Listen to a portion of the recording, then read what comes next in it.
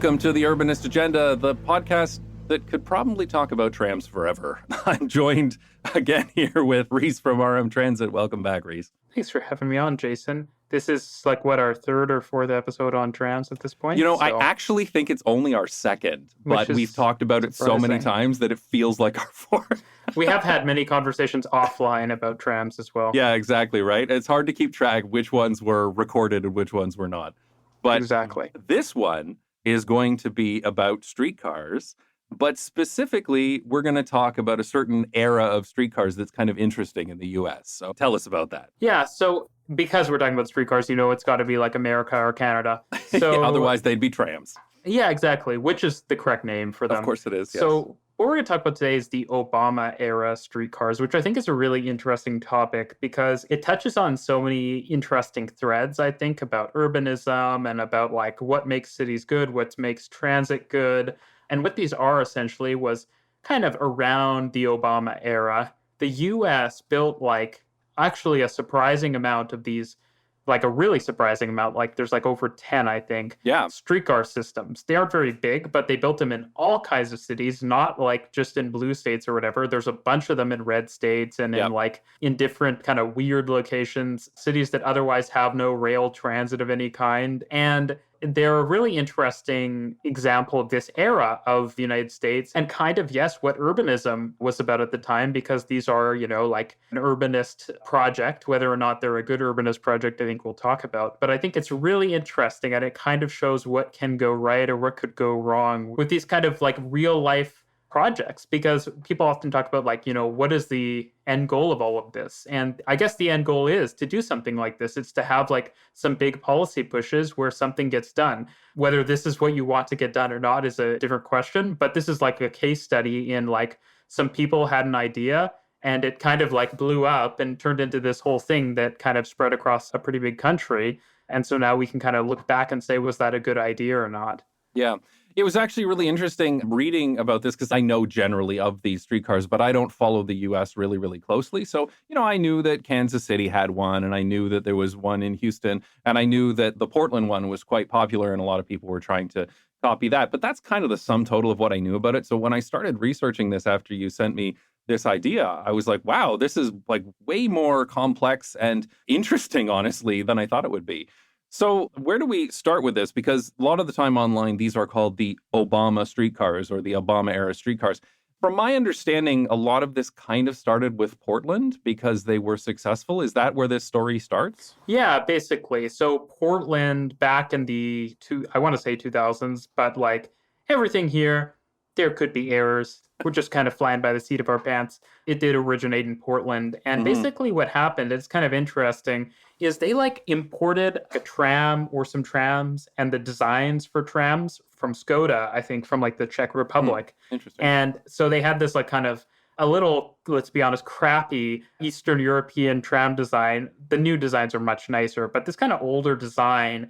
And Portland built this relatively limited streetcar system through some kind of redevelopment areas in central Portland. And they kind of wanted to do TOD around it, etc. And it was quite successful, actually, in the sense that a lot of TOD did actually happen in these central areas of Portland. And as someone who spent a lot of time in Portland, they are actually very pleasant areas around the streetcar. And so there was this project. And then, the following years, bunch of other cities who were interested in urban development and stuff. They had crappy land that they wanted to turn into pleasant neighborhoods. They're wow, look at what Portland did. And, they made their money back kind of thing because there was so much development and the streetcar was so cheap to build that, it was a no-brainer from a land speculation perspective. And so these projects just spread out across the entire U.S. to all kinds of different places. And they kind of were different in different cities, there were different approaches taken, et cetera. And it kind of, as I said, spread. And it's still happening a bit now. There were some expansion projects to some of these systems, and there's some new ones, Orange County is building a streetcar. Oh, interesting. So, this is peak suburbia. Yeah, no kidding. But my understanding is, on some main strip in Orange County, they decided to build one. And so I think that one's opening, it's either opened quite recently or it's going to open in the next 6 to 12 months. And so this kind of era is still, we're kind of on the tail end of it, but it clearly had a big impact because a lot of cities actually ended up saying, hey, like, yeah, we're going to do this. We're going to build our own streetcar, just like Portland did. Yeah, and from my understanding, it was really about the development. So you mentioned TOD. To anybody not familiar, that's transit-oriented development, where you do development based around a transit system. So either one that exists or you build the transit system with the intention of spurring development, right? And from what I understand of these systems, that development was really kind of the goal of most of these cities, right? Like they were interested in transit, but in some cases they were almost less interested in transit as they were of a way of spurring development. Yeah, absolutely. I mean, I think in a lot of cases, it was definitely they were not really interested in the transit element, and it was almost an inconvenience. It was like, well, if we have to spend the money to. Now we got to run a damn tram system. Yeah, like we're going to do that, and then we'll get that sweet property tax revenue, and we'll sell off like crappy old land that we've remediated to be turned into like mid-rise apartments sort of thing. Right. And so you saw this in a lot of different cities, and they tended to kind of be in trendier areas and stuff because it was the area that was going to get developed next. It was the up and coming area that we were going to invest in.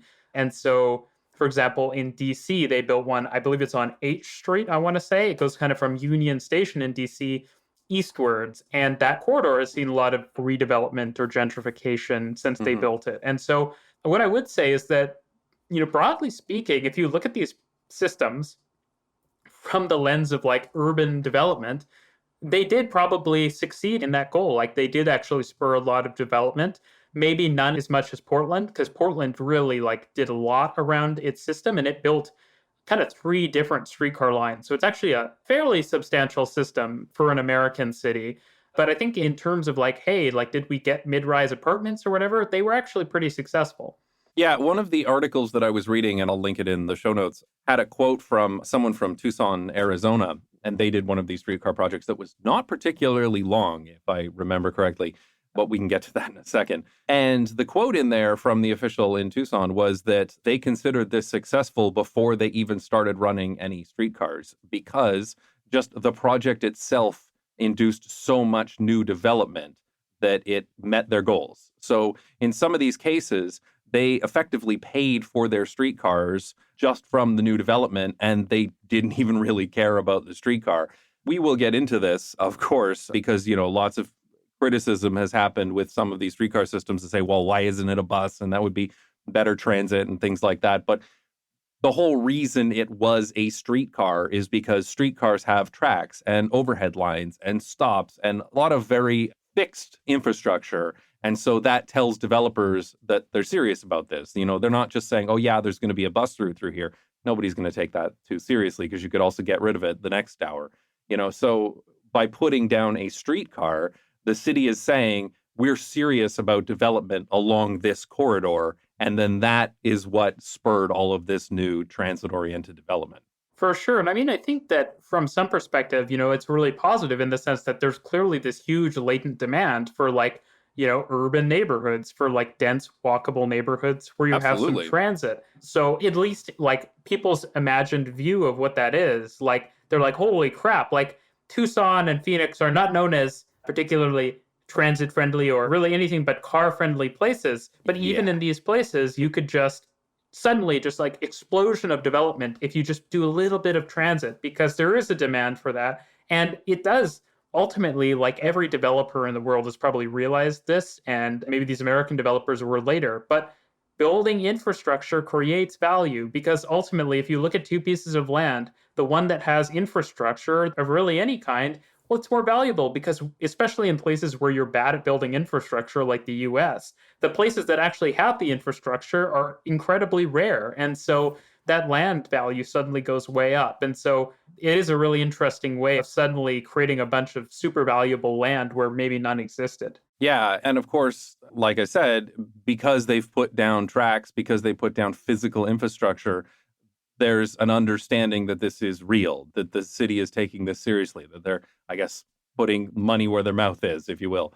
Yeah. But I mean, that is great. And there certainly is a latent demand in North America for better neighborhoods. Like as much bullshit as I get from, suburbanites on my channel, there's a huge number of people, literally millions of people who would absolutely love to live in a mixed-use, walkable neighborhood with transit in the United States. It's just a fact. And I remember even reading this Pew Research where it was like 45% of Americans said they'd like to live somewhere where they could walk to the things they need on a daily basis.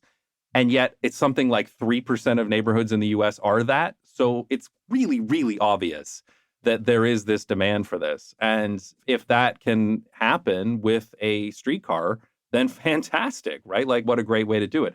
I guess the trick is this actually good transit? Does it become a good transit project in the end?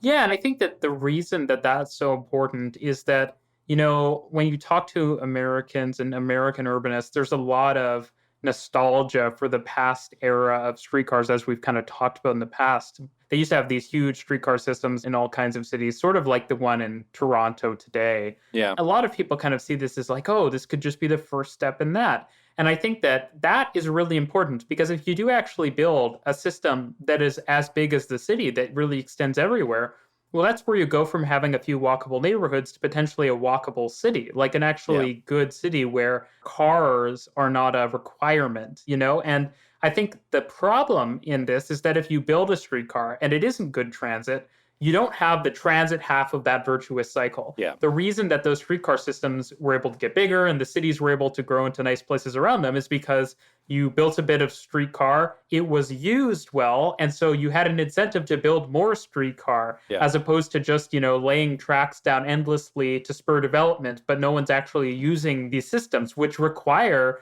constant ridership to pay for the maintenance and everything. Yeah, and it is interesting. I know some of these streetcars were free. Yeah. Some of them still are free. I think Kansas City is the famous one. I don't know if it's still free, but it certainly was free. I think it is still free, yeah. I think it is still free. I know some of them switched from free to paid after it was like 1 year free or something to get people used to it. One of the things that really surprised me looking at the ridership numbers of some of these systems is how really crazy low they are in the context of even Canada. Well, not even Canada. I mean, come on. The streetcars in Toronto are really, really heavily utilized. Like the statistics you see from the King streetcar, it's like 80,000, 100,000 people per day using the King streetcar line in Toronto. And these articles I was reading were like, this streetcar was really successful here in this US city. It blew past our expectations of 5,000 riders per day. And I'm like, that's a big difference.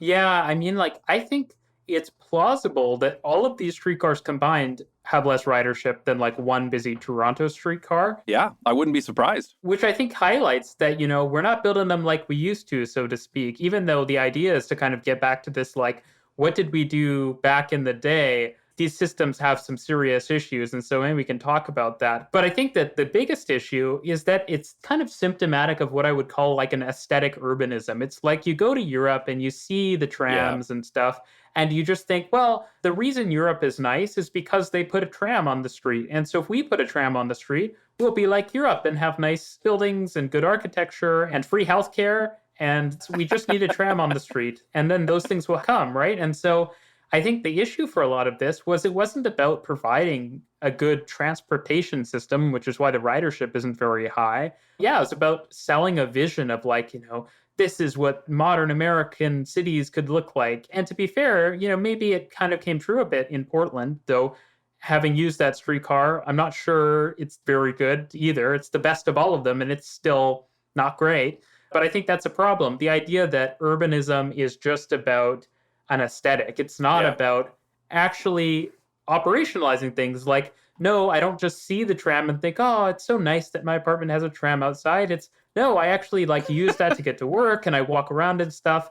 Yeah. I mean, it would be interesting, and I don't have the stats on this, but it would be interesting to know how many of the buildings around these streetcars had parking or had I don't know, did every apartment get a parking spot, or what was the parking ratio I'm sure most of them had parking spots still. And that's a kind of indicator that even though the streetcar was there, we knew that people were really going to be driving if they were looking to get around. Yeah, that you talk about, I've referred to that before as cargo cult urbanism. And I've seen it so many times where they match the look of the urbanism, but not what actually makes it work. I see this all the time with bike lanes, for example, in the US. They'll do these protected intersections like the Netherlands, and it'll kind of look like it. Like when you first look at it, you're like, oh, wow, protected intersection, just like the Netherlands. And then as soon as you look a little bit more, you're like, oh, they didn't do this and they didn't do that and they didn't do this. And on the other end, the bike lane ends. And like, there's all of these other things that come with it. It kind of reminds me of those cities in China where they replicate Paris or something. Yes, exactly. And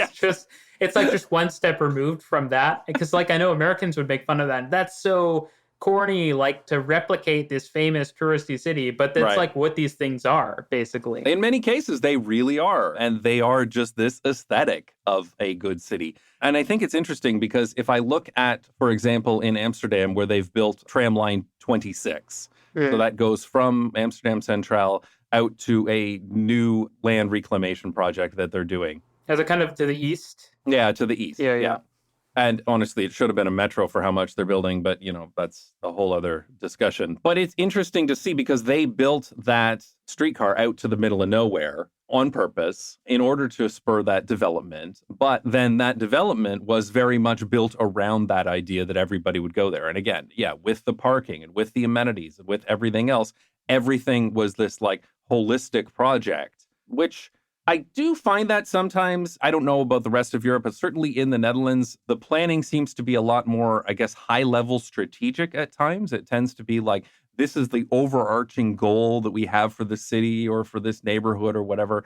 And here are the pieces that go in to make that possible. Like in the Netherlands, it's not common. They say, we're just going to build a bike project for this many bike lanes per year. We want to make it safer for kids to go to school on their own. And so then it's like, how do we do that? And it's not just bike lanes. It's bike lanes, but it could be different crossings or whatever. But those will come in the make it safer for kids to get to school project or the develop this neighborhood project and not as a transit project or a bike project. It'll be like a part of something else. Whereas often I find in North America, I've seen it in Toronto where the bike plan is kind of like bikes are good. We should have more bikes. So we're going to build 50 kilometers of bike lanes this year. But it's like, where? Why? Where are they going to go? What's their purpose? And that's not really talked about so much. And I got the same impression, and I don't know if it's the correct impression, but from reading this of the streetcars, that it was kind of just like, we're going to do the streetcar. Like that's the goal is the streetcar and the development around it. But it was never part of anything else. It was never part of a like, our 2030 goal is to have whatever, some goal that they're trying to reach. And this is part of it. This was like the goal unto itself. I think that's a really good connection to make. And I think it might kind of tell you if a lot of these bike plans are going to pan out well, because I think we could say about these streetcars is that maybe as an urban development project, they've been successful, but they've been total failures as transit projects. And you might say the same about these bike lane plans. And the unfortunate thing is that they're not going to drive development the way that a streetcar does, because as we've seen, bike lanes can get removed pretty quickly. Yeah, Toronto has proven that multiple times over. Yeah, so I think it is really important that you're doing these things for the right reasons. And it's not sort of process-oriented, but goal-oriented, as you say, with an actual, here's how many people are going to use the thing. I think that's a much better metric to measure your success by than how much you're going to build, because you can always build more. You can sort of brute force that. You can't just get people to use something that sucks. Yeah. They're not going to use it if it sucks. And so I think that it's very easy to have a goal where your goal is to build something. It's much harder to have a goal when it's a societal change or to, influencing how people are getting around cities. And I think we can talk about some of the reasons that these streetcars were so poorly used. And they're not typically integrated with the transit system. They're kind of their own things. It's almost like a tourist trolley, like those historic sometimes they're not even trolleys, they're just buses that have like the wooden elements and stuff to make them look like some sort of heritage thing, which is a whole industry in the United States, is fake trolleys for cities that want to pretend they could have real trolleys. But they're basically never getting fully dedicated lanes. A lot of them are loops, or they have like one direction on one street, one on the other street, which for a number of reasons is just bad transit. Jarrett Walker talks a lot about this. It's basically like if you have one direction going on one street and another going on another street, it means that the distance, if you wanted to do a commute, the distance gets kind of maximized because you have to be able to travel to both stops to make your trip instead of just one. So it's just like you don't really see that approach in European cities, and there's a reason you don't see it. And yeah, they're just slow and they're not very big. Like, as you kind of mentioned, a lot of these routes, they're like a couple miles long. like they are tiny. Any European city with a serious tram system is going to have 10 times, more than 10 times as much mileage. And so when you have such a short system, it's sort of like, why am I going to get on the tram to go like 10 blocks over when I could just ride a bike or walk? Yeah. It doesn't actually provide the benefit of transit. I was surprised reading through the stats ahead of this conversation how short they are. Like some of them are like 2 miles. Yeah. And you're like, really? Like, that's weird because that's really easy to just walk. Yeah, and I think that highlights it too, is it's not designed by people who understand transit or who understand this stuff, because you'd be saying, why were you building transit for 2 months? This is like a walking distance. This should just be a bike project.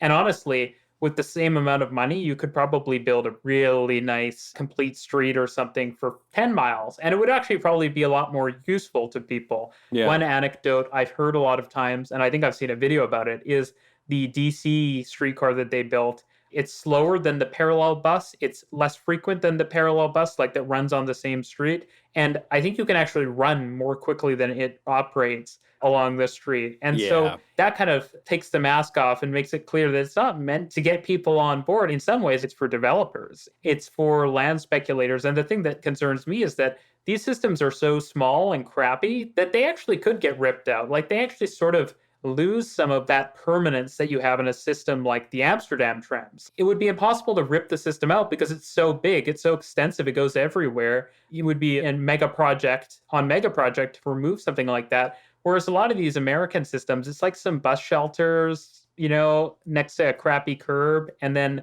the tracks are just in regular lanes. So it's sort of like, well, if we took the tracks out, then drivers would just get an extra lane, or we could put parking there. You can already see the kind of like how that this could be removed over time. And so I think there's not a lot of legacy there. If it doesn't create both the urbanism and the actual urbanites using the thing. Yeah, well, I guess the trick is they're going to have to run these things. They're going to have to maintain them. They're going to have to operate them, right? And so the city is eventually going to get tired of paying to run trams that have nobody on them. Yeah. Exactly. Well, and I think it'll be fascinating to see, which ones bite the dust, essentially, like which ones are just like tracks and the streetcars are long gone. They've like been sold off to some third world country or whatever to operate in a place where transit actually gets used. And they're just sitting there on the street for, I don't know, like an art exhibit or something. I can already imagine that happening. I know a lot of these systems that operate for free, etc., they have like crazy advertising on them. Like I want to say it's the Oklahoma City one, or it might be Kansas City. It's just like decked in casino ads, and it's like sponsored by the local casino. And it's just like, it's free. And then you're inside and it's like, come play roulette at the local casino. And it's just it's like, this is not how it should be. This isn't a good tram. Right. I mean, then it has the additional feeling of just being kind of like a cheap toy.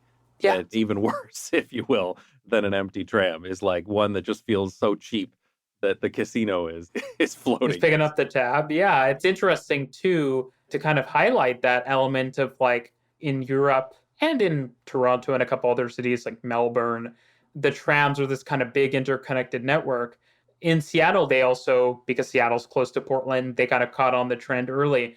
And they actually built 2 streetcars in Seattle, disconnected from one another in different parts of the city. So one is in Capitol Hill, which is kind of like on top of a hill in Seattle. And then the other one, which is famously called the Slut, or the South Lake Union Trolley, is in the South Lake Union area, which is basically where like a lot of the Amazon offices are. And I think they've been talking about it since the streetcars have been built like 10 plus years ago to connect the two with this kind of downtown connection, but they've still not done it. And so Seattle has 2 random streetcars that kind of go from nowhere to nowhere. And I think it's just reflective of, it's transportation for the sake of transportation. Like American cities, they get their streetcar, and at the same time, they like widen the interstate by, 8 more lanes and, knock down some like historic buildings to build parkades and stuff. It's like the serious stuff still happening. Yeah. Yeah, that's surreal to me. I didn't realize that Seattle had 2 streetcars and not connected to one another. That is absolutely bonkers to me that would ever be a thing. Like, I can understand transit projects being done in phases with an intention to do other things in the future. Maybe that doesn't come to pass. But to build 2 streetcars and not have them connect to one another seems absolutely bonkers to me. But I guess that really does speak to the fact that they're like, we want development over here. And so we're going to put it over here. Yeah. It really reminds me as well about the way a lot of these cities do bike infrastructure as well. Like there isn't any sort of like plan to, we're going to connect these destinations to these neighborhoods because these people work over here or these kids go to that school and so it has to be here or something like that. They tend to be like, this is the street that we're doing this year, so we're going to put bike lanes on it, or this is the place that inconveniences drivers the least, so we'll put it here because it's politically easy or something like that, as opposed to this whole overarching plan. And it feels kind of like the streetcars are doing the same thing.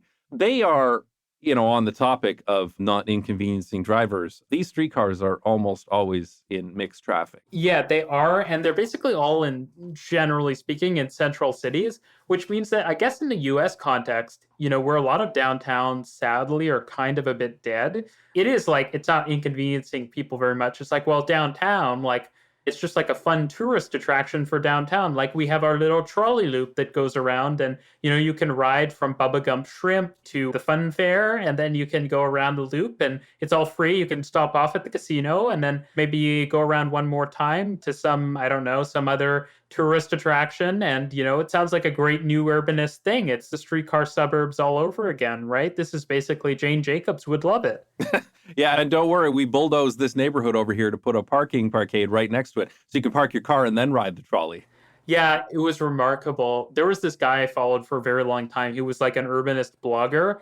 And it was funny because at some point, what you said reminds me of him. I was like, oh, this guy's so interesting. He's got such wise opinions. And then I remember reading one time, this guy's actually become a politician, funny enough. I remember reading one time, he's like, so I forget where he went. He went to some American city, I think. And he's like, I've discovered what our city in Canada needs. We need a downtown parkade so that people can drive downtown, park there, and then they can walk around downtown. They can park their cars. And if we build it, this will fix downtown. Downtown will be perfect with a downtown parkade. And it's actually crazy when you go to, especially American cities, some Canadian ones as well, how many parkades we managed to build. We're like, we can't build a tram, but we can build an 8-story tall, giant concrete parking structure that probably costs as much as a European tram costs. And it's this hideous thing in the middle of our city. Yeah. And you see that too with these lifestyle centers where it's a mall developer that takes like one plot of land and makes like these fake little main streets and stuff with the shops on them, and then has a huge parking garage right behind it all. Yeah, well, and they're often styled to look like European cities, which is, Yes. again, it gives me the vibes of Chinese cities trying to emulate like Paris or London or something. Like, you're really in Amsterdam, in San Diego. Well, there is a strip mall in Edmonton that has like the Yes. fake canal houses like in the And Netherlands. I think I've heard people compliment it, and I'm like, how? This is the worst thing I've ever. This is like, it's actually so embarrassing that Edmonton approved building that because Yeah. it is like, it's just the thing that those Chinese cities do. It's just like, they're like, we have nice houses in Edmonton too. It's really sad. And then people are like, Edmonton's up and coming. We are the next urbanist giant in Canada. And then it's like, okay, guys, settle down. Well, okay. To avoid being too incredibly negative here, I want to talk a little bit about these streetcars. Well, maybe we have to hit on one more negative thing because some of these have been considered failures for Yeah. sure. And I've seen the discourse around it.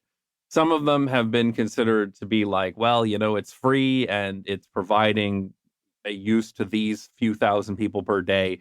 And that's what it is. For an American transit project, that's pretty good. Yeah, right. Maybe not by the standards of most places, but getting anyone on transit in America is a feat. So, Yeah, and getting people used to it. But others have been considered a failure. And I think, like, are there going to be repercussions to this? Because I've already seen some cities actually canceled their projects for streetcars because they saw what a shit show this was in some other American cities. yeah, I mean, I think it will be the case that there's repercussions. I think it's really unfortunate, right? It's like because they all did it for development, now the idea of building like an actual modern tram system, and I say tram because streetcars is the connotation is just terrible Yeah. universally at this point.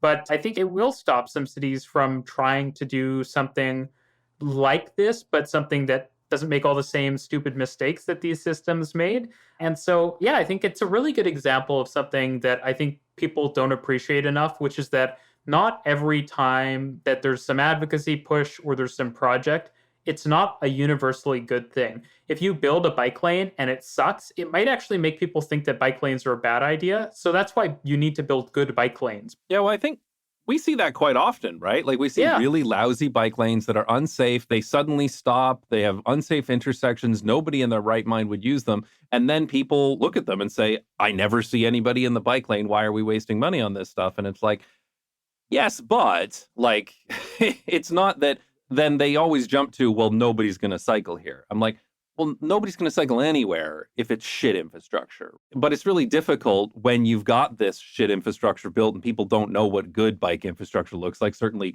not some suburbanite who's just upset about traffic. And they're just going to look at it and say, bike lane bad, nobody use it. And trying to get to that conversation of, well, actually, it's because of this and this and this. And, you know, you don't plow them in the winter and it's not safe and everything else. That becomes a very difficult conversation. Yeah, and I mean, I think it's a miracle. And this is the problem, is that in a lot of these places, getting one bike lane built or one tram built is a miracle. Fixing it, like basically rebuilding it, it's just not going to happen. You know, like you had one chance and you screwed it up. Well, I mean, they got their money back from the development. So there is that. Yeah, which at the end of the day, it's a very positive. I mean, that is valid. That is a worthwhile cause, right? You're talking about some of these American cities are, some of their downtowns were really, really, really shitty, right? Like boarded up shops and like nobody living there. And like the streets were dangerous to walk down and now they are better. So in that sense. No, absolutely. And I think that what's valid about that is that when you look at the places in the US and Canada that don't suck for transit, like San Francisco, Toronto, New York, Chicago, these were all places that had that kind of streetcar era urbanism. And it's still like driving things forward. It's still the inertia from that is still, even though it's often now it's buses instead of streetcars, it created the urbanism that can support good transit and that will support people using good transit. And so, you know, at the end of the day, you're not wrong that like if all we got out of this was some new dense neighborhoods in American city centers, that's still pretty damn good because like that's more than we came into it with. And that might be able to support new transit in the future. I think like a lot of things we talk about, the disappointment here is that there was so much potential and the potential was wasted, right? I mean, that's normally the thing that frustrates me the most about anytime I get involved in anything in North America. It's the potential. Because I think about that with Toronto and especially like, my God, that city has so much potential. You know it. I mean, you've been around.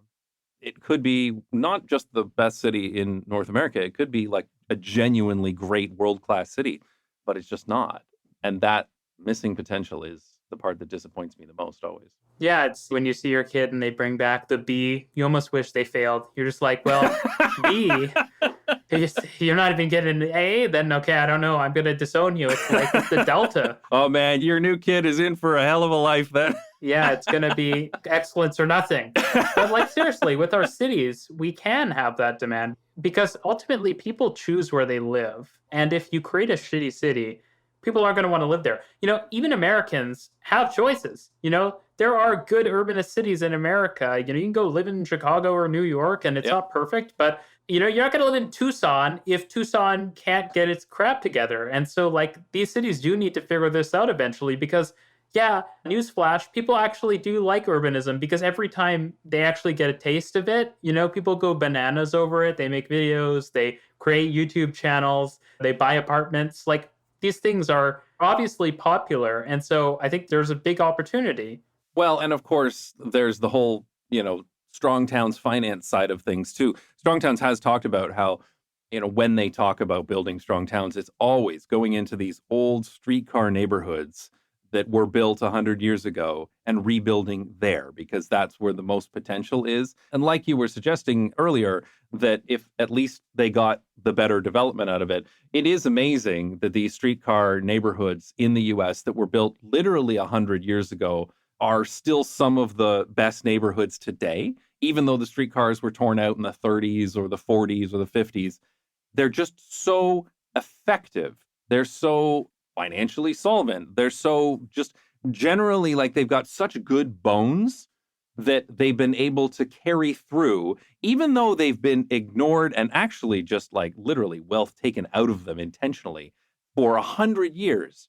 They're still incredibly powerful. And I think this is the other side of it, that just people want this, but also the cities desperately need this. They need more Mhm. neighborhoods that function well, that aren't just money pits of maintenance forever, too. And we really do need more places like this. So, is there hope for some of these streetcar systems? Like, if they extended them, if they did more development around them, what is the sort of best case scenario for some of these? Yeah. Because my fear is that the bills are going to come due to, refresh the tracks, to refresh the overhead lines in 30 years or something. And a lot of them are just going to say, nope, they're gone. Yeah, it's a real concern. And I think nothing will be more painful than a lot of these cities that had streetcars once, rip them out. They're going to get streetcars again and rip them out again if they don't figure this out, right? Yeah, I mean, it's going to happen. And the thing that's crazy is it's like the first systems they ripped out, they often were pretty good systems. They were big, they had like a lot of service and stuff. These systems suck by comparison. And so it's like they really have to turn them around. I mean, I think there is some promise, like as cynical as we've been. Like, first of all, you do get this new urbanism. And so that can drive things a bit. And I do think you need to have a plan, though, where it's like, okay, these streetcars, they're going to keep growing as there's new development. And what they should really do is they should try to concentrate development around them. So instead of approving greenfield suburban development, they should concentrate the development along, expansions of that streetcar system. At the same time, as that's kind of building up the streetcar system, they need to get people on it. So I think, trying to make it part of the transit system, I think it's crazy that they're often not run by the transit systems. They probably should all be rolled into the transit systems, which would bring down the cost of operating them because, it's like less kind of duplication and stuff. But also, like the fare system should be integrated and the timetables should be integrated. So I think all of that stuff needs to happen. And then I also think that there is the potential to start that virtuous cycle. In a place like Portland, you've kind of seen it where it's like, as they build new central neighborhoods, they do extend the streetcar out to them. And then that incentivizes a few more people to get on the streetcar, still too little, but more people on. And that creates the rest of the virtuous cycle. And there is like at least one American company that basically its entire existence is just providing the streetcars for these systems. And I think that's a promising thing as well. I remember, it's funny, one of my memories from being in the Netherlands, I have to painfully say that we were driving on the highway, but we were driving to go visit. So it's funny, one of my like great grandfathers was like involved because he was Canadian military. He was involved in the liberation of the Netherlands. Yeah, my grandfather was too. Yeah, during World War II. So we went out to like the not train accessible war cemetery. Yep. But on the way, I remember seeing a massive tram factory that had like images of the Amsterdam trams on it from the highway. And I was like, damn, that's got to employ a lot of people. And that's the other side of this is there's a bit of an industrial policy opportunity where, if you build a lot of these streetcar systems, you constantly need streetcars for the streetcar systems. And that's a good industry to have. It provides good, stable jobs. And ultimately, the streetcars always need to be replaced, not super frequently. But if you have a big number of systems like you do in a lot of European countries, there's always a need to be building some more. And so you can just have some people employed in the industry of building more public transport vehicles. And so that is a valid, benefit to your nation if you have a lot of public transit. I mean, look at like countries like France and China and Japan. Imagine how many people are employed just building the vehicles and the infrastructure and stuff to sustain the transportation systems, as opposed to like cars, where a lot of cars is just immediately the cheapest possible country to manufacture them in. That's where production ends up going, and that's what sustains things.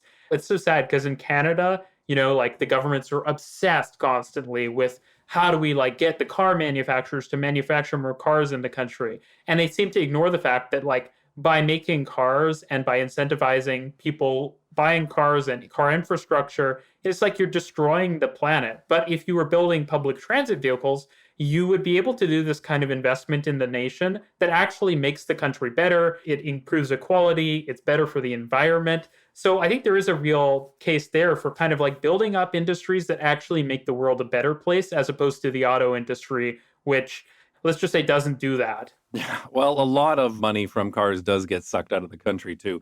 Yeah, especially in their Yeah, gasoline and stuff. And it's exactly. just, you're literally just taking your money and throwing it into, Saudi Arabia, which is bonkers. But that actually brings me to something else that I wanted to talk about. You reminded me of that one of the issues I often see with transit in North America is that it tends to be the one-off project. So they'll do the transit project. They'll bring on a bunch of new people. They'll bring on an expensive consultant from Europe. They'll do the transit project. Everybody makes a lot of mistakes because, as I've said before, it's baby's first transit project. But then they're done the project, and then all those people go on to something else. And then, like 10 years later, they decide to do another transit project. And all the people that worked on the first one are no longer there anymore. They've gone off to other industries and other things. And now they do it all over again. They bring the expensive consultant in from Europe. They hire a bunch of people who've never built transit before. And I think this is one thing we really have to start doing in North America is to just never stop building transit projects. There are enough transit projects that are necessary in North America for the foreseeable future, for all of our lifetimes and probably our grandkids' lifetimes.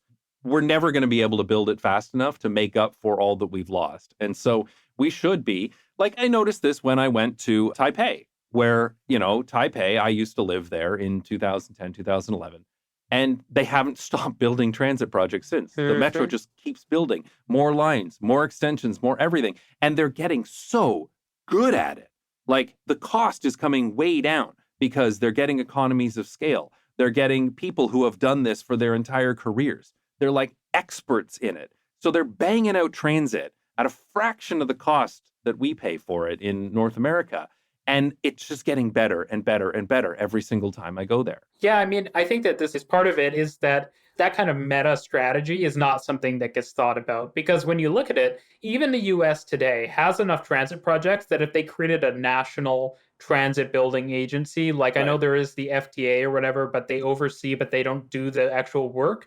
If they wanted, like some countries, like France, for example, they do basically have like a national authority that goes to the different cities and builds the thing. If the US wanted, it could build that. But I think the problem is it sees transit, and I think this could even be its entire own podcast. But the US does do that, but it does it for highways. It has these like state DOTs that have highway building experts that go and they have like a 30-year plans and they're constantly working on different projects. And why does that happen? Because I think Americans and American politicians understand that highways are important. People actually use highways, they have experience using them. And so they're like, we got to keep investing, we got to keep building.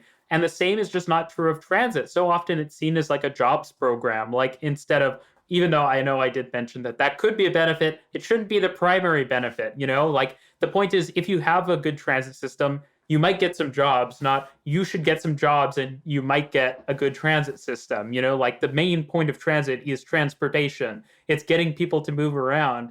And I think that so much of the problems you see in North America and America it's literally just think of it and think like, would this happen if it was a highway? Would they change the design to capitulate to the neighbors if it was a highway? Or would they just expropriate the neighbors and move them out of the way? Yeah.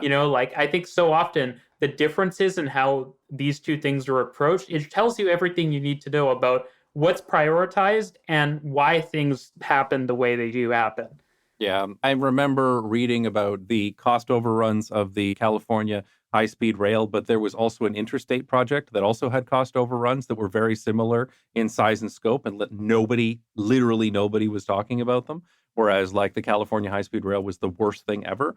Not that it's good that it has these cost overruns, but the point is when the interstates have huge cost overruns and schedule problems, nobody talks about it. Nobody cares. And I think it's reflective of the fact that, like, because people in the US use interstates, they're go like, well, there's a lot of overruns, but at least it's going to be like a useful highway. Whereas they're like, high-speed train, that sounds like a boondoggle or whatever. Like, that sounds like something, that's for Europeans and the Japanese. I just want a bigger SUV. Yeah, and then the sad truth is that the US and Canada, too, are so overbuilt that we could stop building roads for 50 years, 100 years, and it would actually be enough capacity, provided we actually started building transit instead. Like, You don't need that much road capacity. That's the other thing that's amazing. I don't need to go into it, but in the Netherlands where they're basically turning almost all roads into one lane per direction for cars because there's no benefit to having more than that. You improve the intersections. Yeah, because you really just need to have the ability for a car to get there, but that's like the limit. You Yeah. just need to be able to technically get there. And then from there, the goal should just be to like make that number as small as possible. Yeah. And as you say, it's actually incredibly efficient to do this. You think about it, when you have one lane in one direction, right? How much more access do you get with the Ontario Highway 401 with 18 lanes in each direction? Yeah. How much does that actually expand people's ability to go places, right? Yeah. You actually can get to less places because the traffic is worse on the 401 than some random one lane in one direction street in the Netherlands because of the alternatives and because of the intelligent system design instead of just thinking about like, we need more lanes in this one given location. Yeah. I mean, and highways are a whole other thing, of course. Most of the one lanes in the Netherlands are within cities for what it's worth. I mean, we do have multi-lane highways, but not 18-lane highways either. But yeah, I mean, I guess this really just speaks to it. It is a little frustrating to see these streetcar systems that were built because, yeah, it's great to have more transit and it's great to spur that development. And again, maybe that development is a benefit unto itself, but my fear is that it'll just make it harder and harder to build more transit in the future that isn't buses in any of these cities because they'll point to it and say, there's 3,000 people riding that per day. Why do we care? But anyway, I think that's probably where we should cap it off. Any last thoughts on that and where these cities can go and what they can do? No, I mean, I just think that the thing that makes cities good is not the infrastructure they have, it's the behaviors that they support. Like you could have a city that just has a lot of buses, but as long as those buses are good and the street design is good, you don't need to spend a lot of money to have the city be good. It's really about like, do people choose to take the bus or do they not choose to take the bus? That's most of the difference between, like a great city and a terrible city. The nice infrastructure, that helps support it. But how do you get to those behaviors? And the infrastructure, is often what drives people to those behaviors, but it's also policy. And it's also things like restricting lanes or removing infrastructure. It's actually I don't know, a lot of these streetcar systems feel like the cheap, empty calories of urbanism. And, we need more vegetables. We need more of the hard work instead of these cheap calories. Right. Transit that takes people to the places they need to go. Yeah. And not just free or fancy looking. Yeah. All right. Well, thanks so much. That was a great conversation, Reese. For sure. We will talk about trams and LRTs again, because I know there's at least another LRT subject that we need to talk about and probably a couple more too. Yeah. So, well, thanks for having me on. Yeah. Thanks for being here. That's all we have on the agenda for today. I hope you enjoyed listening to it almost as much as we enjoyed making it. I really enjoy talking to other content creators about what they find interesting, and a lot of the people I have on this podcast I met since joining Nebula. Nebula is the subscription streaming service created by and for educational content creators and the people who love their content. Nebula has all sorts of educational content, from videos to podcasts to classes by your favorite creators, as well as Nebula Originals, which are high-budget productions. Honestly, Nebula is such a great platform, and I'm so happy for my content to be available there. If you use our special link, which is nebula.tv/agenda, you'll get a discount off an annual membership, which comes to only $30 a year, which I think is a fantastic deal. So check out Nebula at nebula.tv/agenda and see if there's something of interest to you. At the very least, you'll be able to hear every episode of the Urbanist Agenda a little bit earlier than everyone else, so you can get the inside scoop on what we're plotting and scheming. Thanks again for listening, and maybe next time you'll be listening on Nebula.